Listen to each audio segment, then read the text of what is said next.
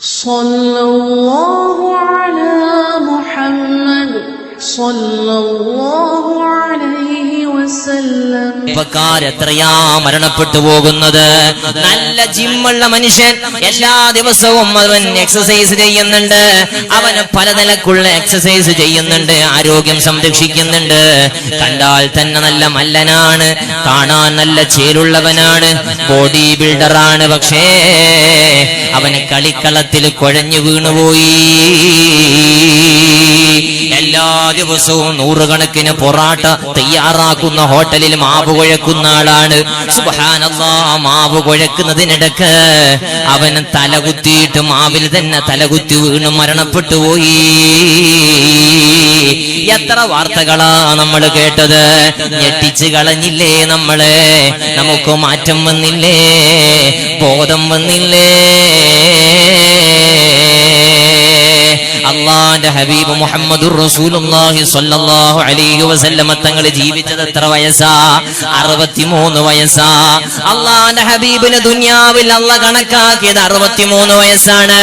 അവിടുത്തെ ഇഷ്ടക്കാരനായ കൂട്ടുകാരനായ സാനിയത്തിനേനി ഇദ്ഹുമാ ഫിൽ ഗാർ സയ്യിദുനാ അബൂബക്കറിന് സിദ്ദീഖ് റളിയല്ലാഹു അൻഹുവിന്റെ വയസ്സ് എത്രയാ? 63 വയസ്സാ കൂട്ടുകാരാ. 63 വയസ്സാ അവർ ജീവിച്ചത്. നമ്മുടെ വല്യപ്പാന്റെ വയസ്സ് എനിക്ക് കിട്ടുമെന്ന് ആരും കരുതിയിരിക്കല്ലേ. എന്റെ ഉപ്പ കണ്ടില്ലേ, അവർക്കൊക്കെ നല്ല ആയുസ്സാണ്. എന്റെ അളാപ്പയും എന്റെ മാമയൊക്കെ എത്രയാ ജീവിച്ചത്. ഞങ്ങളെ കുടുംബത്തിന് നല്ല വയസ്സ് കിട്ടുന്നുണ്ട്, നല്ല ആരോഗ്യമുണ്ട്, നല്ല ആയുസ്സുണ്ട്. കണക്ക് കൂട്ടി വെക്കല്ലേ. നമ്മളും അതുപോലെ എത്തിച്ചേരുമെന്ന് ഉറപ്പിക്കല്ലേ. മഹാനായ സുഫിയാനു സൗരി റളിയല്ലാഹു അൻഹുവിന്റെ വാക്ക്, മൻ ബലഗ സിന്ന റസൂലില്ലാഹ് സ്വല്ലല്ലാഹു അലൈഹി വസല്ലം, ആരാ മുത്തുനബിന്റെ വയസ്സെത്തിച്ചത്, അവൻ ഒരുങ്ങട്ടെ. ഫല്ലത്തഖിദ് നഫ്സിഹി കഫനാ, അവന്റെ ശരീരത്തിന് അവനെ പൊതിയാനുള്ള കഫൻ അവന് ഒരുക്കി വെക്കട്ടെ. മഹാനായ സുഫിയാനു സൗരിയുടെ വാക്കാണ് റളിയല്ലാഹു അൻഹു. അല്ലാഹുവിന്റെ ഹബീബിന്റെ വയസ്സെത്തിയവന് മാത്രമല്ല മുഅ്മിനെ, 40 പിന്നിട്ടിട്ടും നിന്റെ ജീവിതത്തിൽ മരണത്തെക്കുറിച്ച് ബോധം വരുന്നില്ല, നന്നാകണമെന്ന പൂതി വരുന്നില്ല, ഖബറിലേക്ക് എടത്താനുള്ളതാണ് എന്റെ ശരീരമെന്ന ചിന്ത വരുന്നില്ല, സിനിമയിൽ നിന്ന്, സീരിയലിൽ നിന്ന്, തോന്നിവാസത്തിൽ നിന്ന്, പിടിച്ചുപറിക്കലിൽ നിന്ന്, ഹറാമുകളിൽ നിന്ന് കണ്ണും കാതും അവയവങ്ങളും പാടുന്നില്ല, ചിന്തിക്കുന്നില്ലേ? പേടിയാണേ, പേടിയാണേ. ഓ എന്റെ മുഅ്മിനീങ്ങളെ, എവിടെ വെച്ചാണെന്നറിയൂലല്ലോ, എപ്പോഴാണെന്നറിയൂലല്ലോ. എവിടെയായാലും വലൗ കുന്തും ഫീ ബുറൂജിൻ മുശയ്യദ, ഏത് പാതാളത്തിൽ ഒളിച്ചാലും മലക്കുൽ മൗത്തിന് അത് അശക്തമല്ലല്ലോ. അല്ലാഹു കണക്കാക്കിയ ഒരു സമയമുണ്ട്. ആ സമയമെത്തിയാൽ നമ്മളെ പിടിവരുന്നതാണ്, നമുക്കുള്ള പിടിവരുന്നതാണ്. മഹാനായ സുലൈമാൻ അലൈഹിസ്സലാത്തു വസ്സലാം, അതേ മഹാനായ സുലൈമാൻ നബിയുടെ സദസ്സിലേക്ക് മലക്കുൽ മൗത്ത് അസ്റായീൽ അലൈഹിസ്സലാത്തു വസ്സലാം കടന്നു വരികയാണ്. അതിലൂടെ നടന്നു പോവുകയാണ്. ആ സമയത്താണ് മലക്കുൽ മൗത്ത് അസ്റായീൽ ആ സദസ്സിലുള്ള ഒരാളെ തുറിച്ചു നോക്കുന്നത്. അവിടെ ഇരിക്കുന്ന സദസ്സിലെ ഒരാളെ വല്ലാതെ തുറിച്ചു നോക്കുന്നുണ്ട്. മലക്ക് മനുഷ്യന്റെ കോലത്തിലാ കടന്നു വരുന്നത്. അതേ, ആ മനുഷ്യനെ തുറിച്ചു നോക്കുന്നത് അയാൾ കാണുകയാണ്. ആ മനുഷ്യൻ സുലൈമാൻ നബിയോട് ചോദിച്ചു, മൻ ഹാദാ, ആരാ നബിയേ ഇവര്, ആരാണിവര്? എന്നെ വല്ലാതെ നോട്ടം ഇട്ടിട്ടുണ്ടല്ലോ, എന്നെ വല്ലാതെ തുറിച്ചു നോക്കുന്നുണ്ടല്ലോ നബിയേ, ആരാണിവര്? അല്ലാഹുവിന്റെ ഹബീബ്, അല്ലാഹുവിന്റെ നബിയായ മഹാനായ സുലൈമാൻ നബി അലൈഹിസ്സലാത്തു വസ്സലാം പറഞ്ഞു, മലക്കുൽ മൗത്ത്, അത് മരണത്തെ ഏൽപ്പിക്കപ്പെട്ട മലക്കാണ്.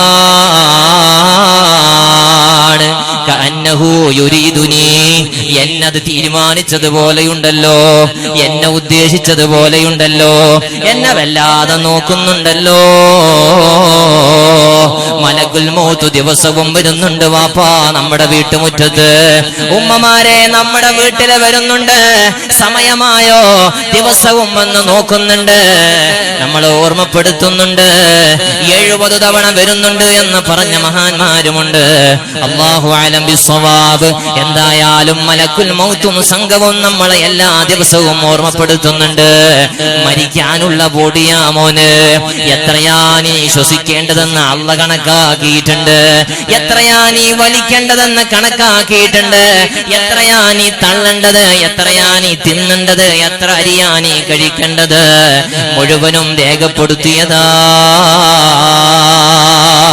ഈ സുലൈമാൻ നബി അലൈഹി സ്വലാത്തു വസ്സലാമിന്റെ സദസ്സിലുള്ള ചെറുപ്പക്കാരൻ അല്ലാ പടച്ചവനെ പേടി വന്നുപോയി. എന്നെ ഒരു നോട്ടമിട്ടിട്ടുണ്ടല്ലോ നബിയേ, എന്നെ ഒരു നോട്ടമിട്ടിട്ടുണ്ടല്ലോ നബിയേ. ഈ സദസ്സിൽ ആരെയാ നോട്ടമിട്ടതെന്നറിയൂല, എപ്പോഴാണെന്നറിയൂല. റബ്ബേ ആഫിയത്തുള്ള ദീർഘായുസ് നൽകണേ റബ്ബേ. അസനിയായി മാറ്റപ്പെടാതെ നിന്റെ ഖദായിൽ ഞങ്ങളെ മരണം അടുത്തുണ്ടെങ്കിൽ എപ്പോഴായാലും ഈമാനോടെ കലിമ ചൊല്ലി ഞങ്ങളെ തിരിച്ചു വിളിക്കണേ അല്ലാ.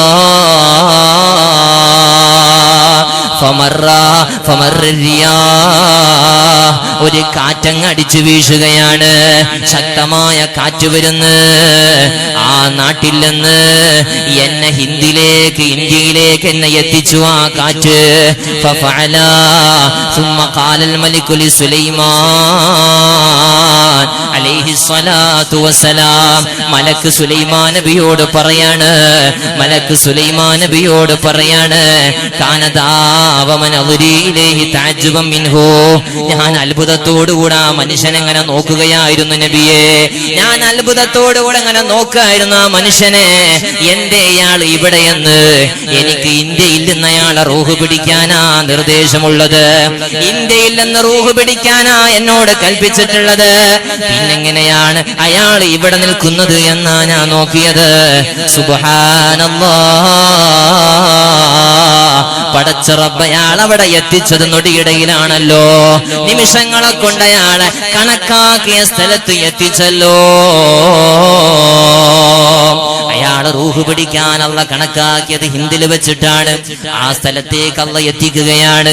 മുഅ്മിനേ, ചിലര് ഫ്ലൈറ്റിൽ നിന്നാണ്, ചിലര് ഉറക്കിലാണ്, ചിലര് പുതിയ കുടികൂടലിന് വേണ്ടി വീട് തയ്യാറാക്കി കടന്നു വരുന്നവയിലാണ്.